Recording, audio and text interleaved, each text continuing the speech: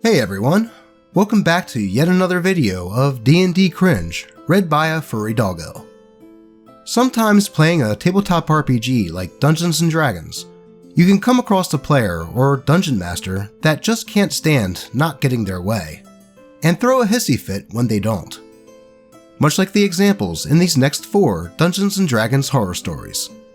But first, I hear tale that the YouTube algorithm now favors sharing the video over everything else. So if you would like to help this Doge's channel grow, consider clicking that share button and sharing the video with your friends. And then they'll tell their friends, and then they'll tell their friends, and those friends will tell their friends, and so on, and so on, and so on. But with that out of the way, let's get right into these stories. New player refuses to join unless GM agrees to list of demands. By Reddit user INQ101. This was from a few years ago. My real life group was on hiatus, and I'd been looking for a new group for a while to play a setting I'd come up with. I ended up advertising on Looking for Game for some players. I'd cut the responses down, talk to people to get an impression of them, and answer any questions they had. And finally, had 5 players in mind for the group. They all seemed decent, like they'd get along, and could both explore and add to the lore of the setting. I sent out the invites. 4 of the players I messaged reply within an hour. The 5th arrived after about a day, and was, let's say, interesting. The player, I'll call her Lois, not her real name, sent a list of requirements before she joined the campaign. 1. Lois's character had a custom background. The background was fairly balanced mechanically, but its starting gear included 2,500 GP in cash, a not-so-small mansion with servants, which she didn't have to pay, a monthly income, and about 500 GP in actual gear. P.S. We were starting at level 2. 2. Her character also started with a family heirloom sword, because of her character's backstory. It was basically a reskinned flame tongue that got more powerful as she leveled. First pick of any treasure the party found. I would also add a few custom treasures for her character. 4. Lois's character's backstory, basically Romeo and Juliet, with the names filed off and the ending unresolved, became setting canon, and Lois could modify it as she wanted. 5. Lois wanted some one-on-one GM time each session to cover her character's story, plot, development, etc. And during the session, not afterwards. 6. She wanted at least every 3rd session to focus on her character's backstory, minimum 2 hours per session. And finally, 7. Lois wanted the right to kick players if they were sexist or homophobic to her. If I accepted her offer, she would be willing to allow her character to join my campaign. I thought this might be a joke of some sort, so I did check. But no, Lois expected me to agree to pretty much all of this. She was willing to negotiate a little on the starting gear, but only a little, as it was entirely appropriate for her character to start with a ton of cash. As to the other points Lois said, I was the unreasonable one for trying to change them. I've known problem players before, and wanted no part in what was clearly main character syndrome, so I dropped her from the Discord straight away, and sent an invite to one of the people on the reserve list. It didn't take long for me to start getting some very upset messages from Lois, calling me sexist. Apparently, DMs kept inviting her to join a group, then dropping her after all the hard work she'd put into the character, and sexism was the only possible reason. I think overall, I was lucky to avoid this one. P.S. Point 7 was something she'd mentioned during the interview and QA sessions we had. She had mentioned having some trouble with a live group. We'd agreed that if there was any problems, she'd discuss it with me in private, and she never even mentioned wanting to kick other players herself. Jeez, talk about being entitled. The only rule that was halfway okay on that list was the last one. But demanding she have the power to kick another player is super controlling. It makes me wonder how many games she tried joining with this list of demands. There is no shortage of people wanting to play in a game, and for her to think that any DM would acquiesce to this list is just crazy. OP was good in calling out the main character syndrome here, and avoided a bullet in my opinion. Though, what do y'all think? Let's move on to the next story. Player gets angry at another player and ruins game before it can begin. By Reddit user, Fuel Emergency. I will be using false names for the sake of privacy.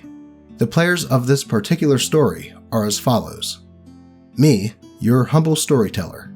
My friend, who I will refer to as Jelly. The poor DM, who I will refer to as Joy. The problem player's boyfriend, who I will refer to as Techie. And lastly, the problem player, who I will refer to as Guy. The story begins at the end of another. About a year and a half ago, me and our future DM, Joy, had recently finished the last session of our Dragon Age campaign. It never officially ended, as the DM had to unfortunately put it on hiatus until some job and housing situations could get settled. In the wake of the hiatus, Joy had contemplated DMing a new game. Joy had eventually discovered Starfinder and was more than eager to get started on learning the system of it and everything involved. She had come to me first, asking if I was interested. Being a sci-fi nerd, I was more than happy to jump in and learn with her. We discussed much about the setting before she settled on Starfinder for the new game. She had asked 2 friends of hers to join, and so they did. However, I didn't meet them at first, as the only communication with them up until this point was with Joy as the messenger. From what I had heard, these 2, being Guy and Techie, seemed like nice people from the description I got from Joy, and I was excited to meet them. However, Joy wanted one more player before she started a session 0. This is where Jelly comes in. Jelly and I have been friends for as long as I can remember. He's a good friend of mine, and even DM'd my first D&D 5e experience. That being said, he was the first person I went to so we could fill in that last player slot. When I told Jelly of the setting, he was immediately hooked and wanted to make the pilot smuggler of his dreams. With this, our group was complete. Now, one thing to know about Jelly is that he has a few medical conditions that I won't mention here for his sake. Because of these conditions, he has been using marijuana for about a year before the events of this tale. Now, I don't have an issue with the use of THC. In fact, I've partaken in it a few times myself. I don't usually do things like that, but I have enough experience with it to understand its effects and why it's used medically. As such, I don't look down upon those who use it. Guy, however, did, and this will be revealed before Session 0. Joy created a Discord server for us all to be in, as Joy herself hailed from another country, as did Guy and Techie. We were going to use Roll20 for the game itself, and our schedules seemed to align, almost as if it was meant to be. Guy and Techie were going to roll up their characters in their own Session 0, before me and Jelly could. After their Session 0, we were up next after a few days of waiting. On the day of the Session 0, I had the unfortunate luck of being called into work on my day off. Informing Joy and Jelly of this, Jelly said that he would spend the night with his cousins, and we could do our Session 0 another time. Joy was understanding, and was perfectly fine with waiting another couple days. When Guy had asked how our Session 0 went, I had just left work. Jelly replied that we unfortunately couldn't make it, and was instead, quote, getting crossfaded and hanging out with my family. For those who don't know, being crossfaded is when one is both drunk and high.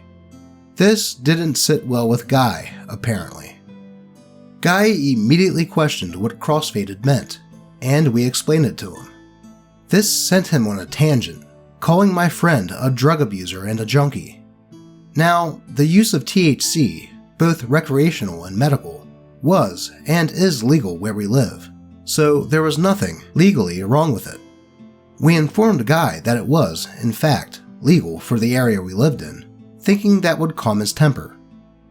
This divulged into a, quote, "Of course it's in America" comment that, while I don't particularly remember every word, still held a venomous tinge. Techie tried to calm Guy down, but Guy ignored the attempts at diplomacy. Eventually, Joy stepped in and ceased the situation before things could escalate any further. Jelly left to cool down with his family, while I was pulled into a private chat with Joy. Joy wasn't a very confrontational person, as far as I could tell from the couple of months we gamed together in the Dragon Age campaign. She expressed concern about what had happened and was getting anxious about what might occur if something isn't done. I assured her and said I'd talk to Jelly if she could speak to Guy and see if we could reach a sort of agreement between the two. The next day, I spoke to Jelly about the situation and assured him that Joy could control Guy and that he would ignore the fact that he used THC.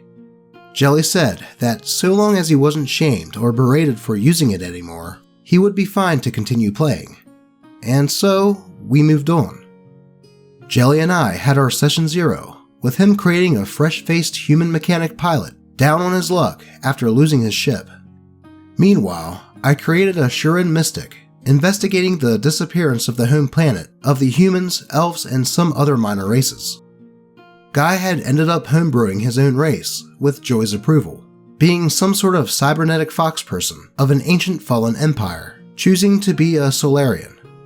Techie had, per his namesake, created a Yoki technomancer. The party seemed pretty well-rounded, and I was excited to begin. Session 1 finally arrived. Jelly and I had arrived early to chat with Joy, and Techie even showed up early to chat too. Everything was going well, but as it neared our starting time, Guy hadn't showed up. Joy asked if Techie could see what was going on with Guy, and see if he could get a hold of him. Techie left, and thus we were left to wait. 10 minutes past starting time, and we hadn't heard from either Techie or Guy. Joy tried to message them, but had no response. Another 10 minutes passed, and Joy was private messaging me, worried about what was going on, and scared that the game might be over before it even begins. I tried to calm her nerves and tell her everything was going to work out. I was so very wrong. Techie came back almost a half an hour past the agreed starting time, informing us that Guy couldn't play a game or be in the same chat with someone who, quote, abused drugs. This made Jelly upset, leading him to leave the call. Joy called off the session, and I left to talk to Jelly. Jelly and I agreed that we weren't going to stand for this kind of behavior. He's my close friend, so I wasn't going to hang him out to dry, so I could fill the void the Dragon Age game left. I spoke to Joy once more to see if we could find another compromise, but Guy wasn't having it. He was going off on her and Techie about Jelly being a druggie and a scoundrel for using THC. After relaying this back to Jelly, he made his final choice. Jelly and I announced that we would be backing out from the game. While I felt really bad for Joy, I had priorities to Jelly, who I not only had known longer, but was also closer with. I value loyalty, so I wasn't going to abandon him and let him leave alone. Joy, while upset, understood and hoped that we at least had fun with her Session 0. Jelly and I never spoke with Guy or Techie ever again, but I did hear from Joy not long after that the two of them, after they pushed for Session 1, decided to leave the game as well. And now we reach the present. About a week ago, I had gotten a message from Joy after not speaking in a while, and we got to talking. We eventually got to talking about her mental health, to which she said she was a bit down and under. She told me that she had ended her friendship with Guy, and that it was a bit rough for her. I didn't pry into why she ended it, but simply gave her my condolences and lightened the mood with a bit of jokes. Later on, I told Jelly of what happened. However, we were in the presence of two of our other friends. We'll call them Snow and Shugo. Jelly and I regaled them with the tale of Guy and the game that never was, and it gave me the idea to post it here. Thus, our story is concluded, and my itch for storytelling satiated, for now. Thank you for reading. TLDR. Problem player accuses close friend of being a drug abuser, effectively shutting down a Starfinder game before it could even properly begin. Wow, talk about a self-righteous asshole. To accuse someone of being a druggie for using pot when guy probably doesn't even know its effects on people is pretty presumptuous, especially since it sounded like Jelly used it for medical purposes. Then to refuse to play with said person due to some holier-than-thou attitude, it ruined the potential game for everyone. I mean, it's 2020. I'm pretty sure it's common knowledge now that weed doesn't affect people like it's portrayed in Reefer Madness. Anyways, it's probably best that they didn't play in this game, as it would have been worse if they got a lot of sessions in and then have Guy pull this crap, wasting everyone's time. Though with that said, let's move on. A Man Who Hates Jokes by Reddit user Loveburr. I recently invited 2 new players to an ongoing DnD campaign, as one had to leave for scheduling issues, and the other player was only there as their in-real-life friend, hoping to spend some more time with them. Leaving was totally understandable, and just a case of life getting in the way, as it does. These 2 made, accidentally, 2 very similar characters. Similar races, both cat races, backgrounds, etc. So I suggested they all be introduced together after a short session, as having them been exploring the region together after leaving their homes. Everything was fine until session 0.5 for them. Myself and another player had a short tangent, getting to know each other for the first time, and then the other guy interrupted with, quote, "Can you guys pay attention to just the game, please?" Any other situation, I'd have told him to fuck off, but I assumed he just wanted more lore info, etc. Session 1, his character's entrance rolls around, but he's almost entirely silent for the entire game. He had one RP moment of trying to intimidate a town guard into giving him a new quest, and 2 minutes after, the town guard gave the party a quest to investigate a nearby stronghold that they believed was manufacturing zombies. I specifically gave this one player a few items tied to his backstory to allow him to investigate and expand into the world. A badge, a few keys, and a logo of his home. He used none of it, despite being clearly told this stronghold has many people from similar areas, with similar tokens.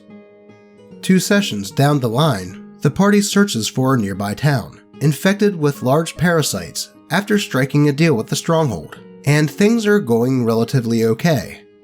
Until problem player decides to start screaming, quote, "Can you all stop making jokes? There's nothing funny happening. Shut the fuck up." After a brief silence, I call the session off. I talked to him, and he was upset that the party is having too much fun, while he isn't. I tell him to cool off and give it a week. If he feels the same way next week, whatever.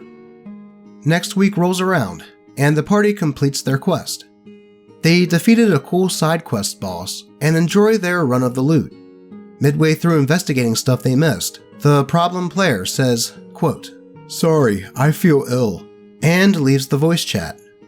A message arrives around 10 minutes after, still mid-game, saying the party needs to reevaluate their lives and that they are all awful people for trying to ruin a good game of D&D with joking around and being too carefree. I get having a serious RP game and some serious RP moments, but if you join a game and decide that you hate it because, quote, "the players are having too much fun," you are, honestly, an awful sack of shit. Dungeons & Dragons isn't meant for people to have fun? Then, what is it for? Why would people play then? Perhaps this player was just looking for a more seriously toned game. But if that was the case, he could have just said that this game wasn't his style and leave. Instead, he decided to be a dick and show everyone how much of an entitled piece of shit he is for complaining that the way they were playing was fun for them, but not him, and then get all belligerent over it. This is a case where I would say that the trash took itself out. Though, what do you think? On to the next. Confession Time. When I Used to Be a Problem Player. By Anonymous. I used to be a problem player.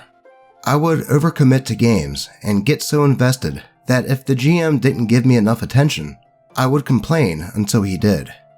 I would frequently ask questions and push on inconsistencies until the GM had to acknowledge something was a plot hole, and wasn't I so smart for pointing it out.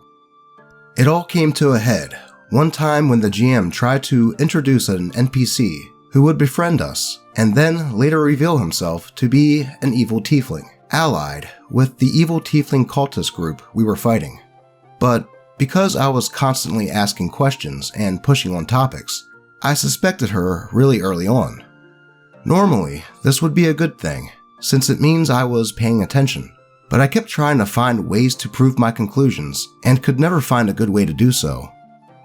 So, when the big dramatic reveal happened, I got pissed and had my character start interrupting the BBEG repeatedly and wouldn't let the GM have his dramatic reveal, ruining the moment for everyone else involved because I was angry that I saw a twist coming, but couldn't prevent it from happening.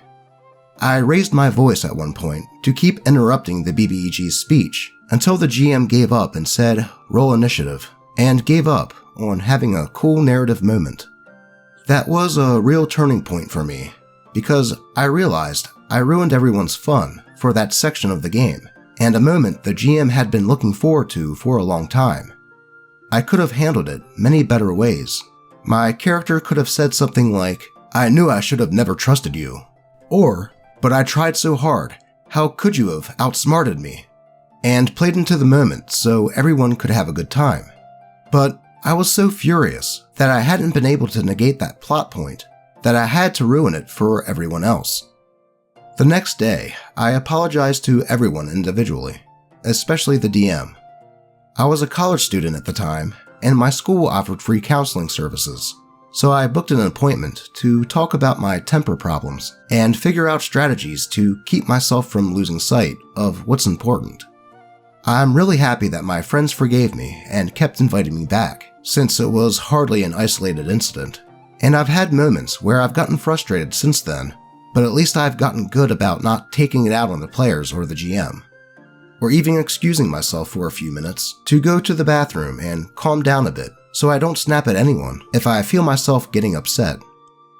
Anyway, this isn't intended to be a "you should give people second chances" post, but hopefully a reminder to people who sometimes struggle with being a good and conscientious player that it's never too late to acknowledge your issues, apologize, and take steps to improve. Not everyone has the time or resources to see a dedicated mental health professional to help you figure out strategies to improve. Though if you do, I highly recommend using those resources, but you can still ask people you trust to help you identify things which lead to issues and work on strategies to improve. What OP did to the GM of that game was a really shitty thing to do, because, as OP pointed out, the GM was probably looking forward to that reveal and probably had the whole thing planned out, only for him to poo-poo all over it.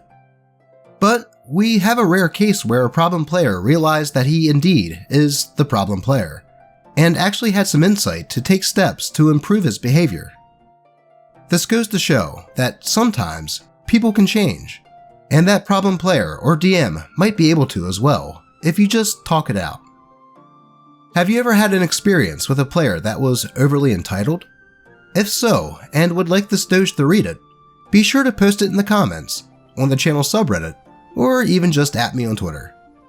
As always, I appreciate all of you, and hope all of your games are excellent. Party on, Lucky.